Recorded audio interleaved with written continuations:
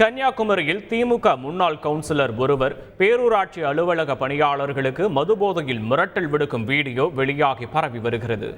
தக்கலை அடுத்த திருவிதாங்கோடு விநாயகர் கோயில் பகுதியைச் சேர்ந்தவர் வேலப்பன்.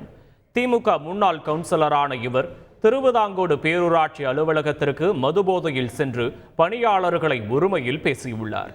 தொடர்ந்து கொலை மிரட்டலும் விடுத்து சென்றது பரபரப்பை ஏற்படுத்திய நிலையில் சம்பவம் குறித்த வீடியோ ஆதாரத்தின் அடிப்படையில் போலீசார் விசாரணை நடத்தி வருகின்றனர்.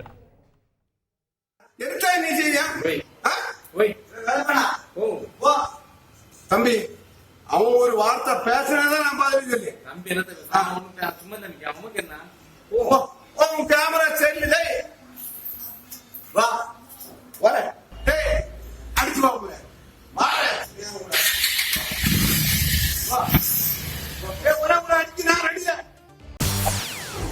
செய்திகளை உடனுக்குடன் தெரிந்து கொள்ள உடனே சப்ஸ்கிரைப் பண்ணுங்க.